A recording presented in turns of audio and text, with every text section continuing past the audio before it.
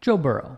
I think something really important right now is a lot of kids in Ohio get their meals from school. So I think donations to the food bank, if you're financially able, is really important right now for a lot of people. Knows his roots. Coming from Southeast Ohio, it's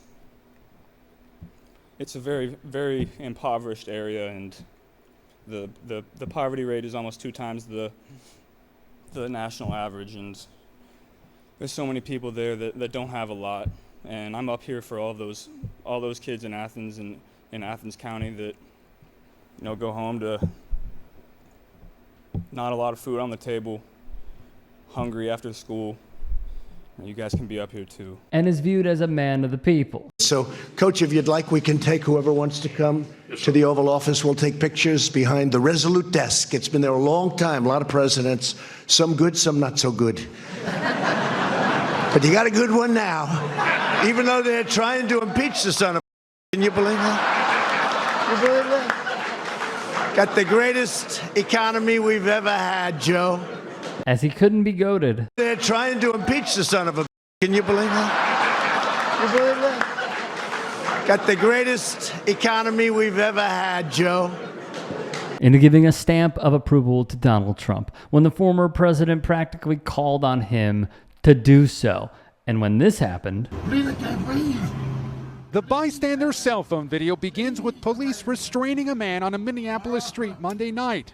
An officer is pinning the man face down. The man, identified as George Floyd by the lawyer representing his family, was later pronounced dead at the hospital. Waves of peaceful protest marched on, bigger than ever before. No more silence. No justice, no peace. From Washington's newly named Black Lives Matter Plaza to San Francisco's Golden Gate Bridge to Philadelphia. Burrow tweeted in May, "The black community needs our help. They have been unheard for far too long. Open your ears, listen, and speak. This isn't politics. This is human rights."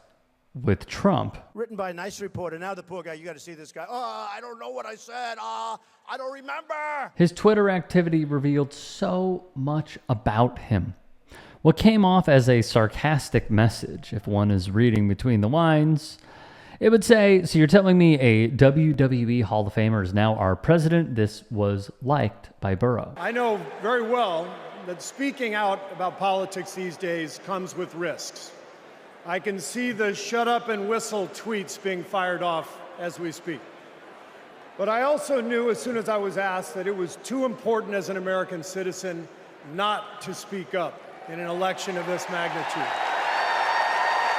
When Steve Kerr tweeted that the NRA will send thoughts and prayers after another mass shooting, Burrow liked it as well, along with writing, "Thank God," when a bill was passed that basically said, to get into Razorback Stadium, obviously at the University of Arkansas, you are no longer allowed to bring in a gun. Thank God indeed. He has also shown support for climate change policy. A very good thing, considering the age of dumb that we're living in when it comes to climate science. Yet this moment from the pivot really stuck out to me. You did something once you got to the league that made me love Joe Burrow, the person. DJ Reader actually mentioned a story you told about an AAU teammate that dealt with some racism when you were younger. And you also immediately in 2020, after George Floyd, just implored people to listen and said that the community needed your help. Can you tell me a little bit about how maybe even that experience in AAU helped you be prepared for a time as such to say, hey, look, the black community needs allies, and we should try to work to be one of those? Let's pause here. Ryan Clark of The Pivot, NFL safety. You could see him on ESPN, won a few Super Bowls. Well, he spoke of Detroit Lions nose tackle and former Cincinnati Bengal / Houston Texan, of course, DJ Reader, seen here. According to him, Burrow saw racism firsthand on the AAU circuit, and it carried over in life. Now, back in 2020, okay, the Bengals held a team meeting in the wake of Derek Chauvin killing George Floyd. Reeder recalled a lot was going on at that time around the country, and players were discussing issues in the meeting. From ESPN's Jeremy Fowler, who wrote of said meeting, which Clark referenced in the pivot, Burrow decided to address the team by telling a personal story about the racial injustice a black teammate experienced during his high school basketball days. That has been either basketball or football. I've seen different reports depending on the outlet. Growing up in Athens, Ohio, during one game, Burrow said people in the stands yelled racial slurs at the friend. Burrow described feeling shaken and upset during the game and what it felt like afterward as the two of them sat in the back of the team bus. Burrow vowed to fight against such behavior for the rest of his life. Fowler would then quote DJ Reeder, who said this. Burrow, broke down talking about it. He's a guy who stood there and he supported his friend as he should, because you know it's not right. As a person, it meant a lot to hear how he stood up for him. Racism is not something he's not just now learning.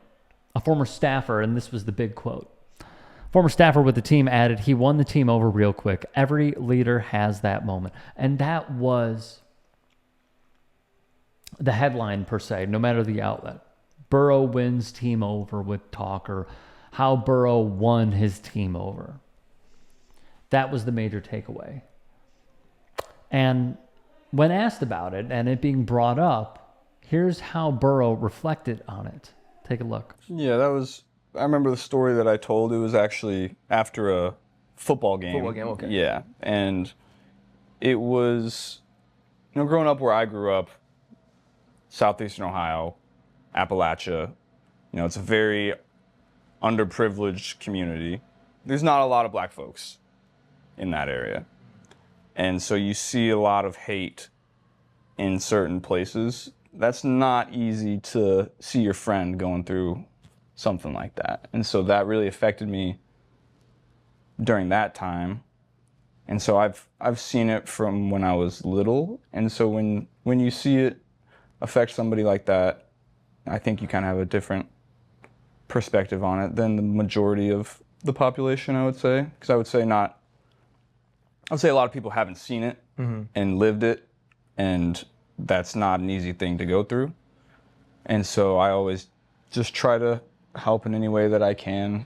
And I think with the platform that we have, it's not necessarily a responsibility, but I think you're not doing everything that you can for the world and for the people that you care about if you're not helping in some way. When taking this in, how could one not want to do the same, feel the same way, try and enact those inner policies that one has, that level of morality, that line that they will not allow someone to cross, to be implemented into real life?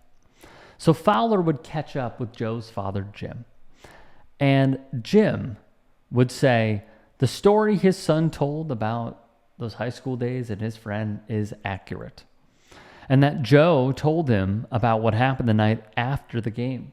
Hearing those racial slurs directed at his friend and teammate was disappointing for all of us and heartbreaking, Jim would say. Even going so far back as the year 2017, Burrow retweeted a message that read, "You must be blind to the incidents and adversity African Americans deal with every day. If you don't get the message, you must be undecided." That is 1000% true. Another thing that stands out, leadership from high school teammates and close friend Adam Luhrmann. He never talked down to anyone. You have those typical jocks in high school. Not Joe. He talked to anyone. That's how you grew up. You didn't think anybody was below you, beneath you, or above you. I remember reading a story, because this is just a failure of government, that there is a lack of internet access throughout Ohio, and Joe Burrow is hoping to bring internet access to those areas, those impoverished areas that have just been left behind. That's what a leader does. Because we also know that someone like Burrow wants to use his platform to help people. He has talked about his upbringing. He has talked about the area that he came from. He has always shouted out the same place, by the way, that J.D. Vance has crapped on in order to not only make a living, but become the VP of one party. It is quite interesting and could even be considered for a breakdown on the differences between these two men, considering their statures. I think what Joe Burrow is doing is great. And if you weren't a fan before, I hope you are now. If you can and are willing, please become a paid member here at TYT Sports. And or go to tyt.com/join. In addition, you can follow me on Twitter, Instagram, and TikTok. Appreciate it. Have a great day.